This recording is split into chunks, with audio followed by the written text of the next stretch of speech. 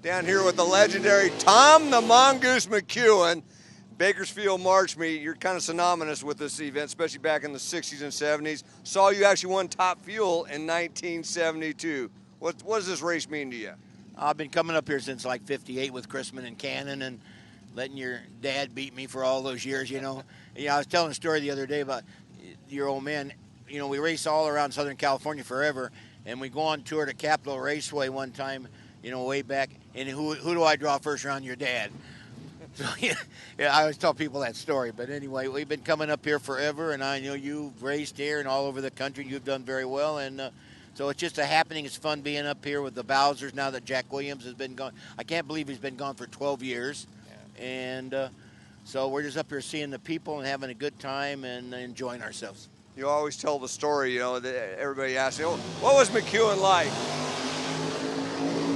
And I said, he had the gift of gab, that's for sure, but he was a hell of a driver. And I always tell him the story where, and you may not even remember this, but you had a match race booked at Irwindale, and you were racing Wild Willie Borsch in the top fuel dragster, and Willie Borsch got a 9/10 head start or whatever, and your new Woody car wasn't ready. So you asked my dad if you could drive that car. My dad said, sure, because you guys were pals and everything. And you got in there, and my dad says, okay, first run. He says, yeah, it's a good car. But he said, don't run past the first light. You know, just kind of click it off and let's look everything over and make sure everything's right. And I was down at the finish line at Irwindale, and I'll never forget it because here comes Wild Willie Borsch with his 9/10 head start, and he had the lead going in the first mile-an-hour light, and you legged it and drove right around him and beat him and ended up whooping him, I think, 2 out of 3. Yeah, but I bet your dad wasn't happy with me.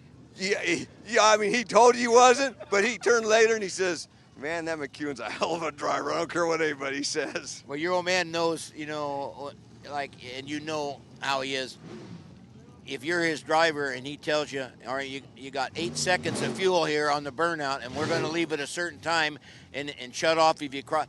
He runs that like a machine, and that's how he expects it to be run. So he's very good at what he does, but you got to understand he's all business. Oh, it's definitely all business. He used to tell me, he says, okay, if I tell you to shut the car off at 1,000 foot, if it blows up before 1,000 feet, it's on me. If you drive at 1,010, it blows up, you're paying for it. No, that's exactly right, and he's probably done more with less than anybody that I know, and all the different drivers and the crew guys. And of course, a lot of people don't realize that in his day, he was a hell of a driver. And I mean, he had the first rear engine funny car, and I mean, he drove everything, and he's been around forever. And then, of course, I saw you kids raised up and come into the races for years, and your mom and dad and sisters and all that shit. And you went on your own deal and did very well and got into TV and all that kind of stuff. So it's good back seeing you again, and I hope to see a lot more TV stuff with you. And it's great to see you, though. I want to ask you, what was your best moment in drag racing? You've had plenty. Oh, man, that's tough. I probably, when we beat Prudhomme in 78 after Jamie died and went and did that thing, that's pretty outstanding. But had a lot of great moments in racing, and good people like your family and yourself and your wife and kids, seeing everybody raised up and everything, and all the different people. And nowadays I'm afraid to answer my phone anymore because we're losing a few people, you know, because of the age that we're at now. So, but drag racing's here to stay, and we've loved it, and we've had a good time. Yeah, and you've helped a lot of racers out, and a lot of guys go through the ranks as far as crew members and everything. And one in particular, Pat Galvin, we actually got his nephew, Jason, out here. He's actually doing top-end interviews for us and doing a heck of a job. Isn't that something? Galvin was my crew chief on the 78 car.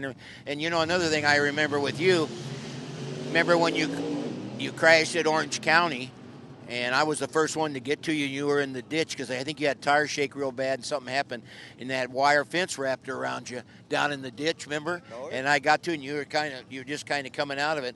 Just sit still, you're okay. We started unraveling everything, and then you crashed, I think, at Columbus, Ohio. Didn't you get at the end there? You've done it all, I think. Yeah, it was a bad couple of years, you know. And I remember I got knocked out. I don't know if it's tire shaker hit the wall or whatever, but I was knocked out and just idled off the other end and hit 14 parked cars that there because the thing was sold out. Typical donor deal, right? There was a Fox Hunt or something, and they were parking cars way down on the return road, and I took them out, and then and I don't remember coming. I came to in the ambulance heading to the hospital. Yeah, well, you know, we've seen them come and go, and we're lucky that we're still around. We've had a great time, and it's good to see you out here doing this stuff, and I hope the people at home enjoy. And come out to the races this weekend at Bakersfield. Yeah, I do too. And it's a great thing to come out to Bakersfield, come see the legendary Tom the Mongoose Mcewen, get some T-shirts, some autographs. He's still the same old guy. Are your girls still into horses? My daughter is I've got a granddaughter, 14 years old, and she's into ice hockey. Wow, boy, oh boy. Well, we've seen it all, so good luck to you. Hey, same to you, Goose. Thanks.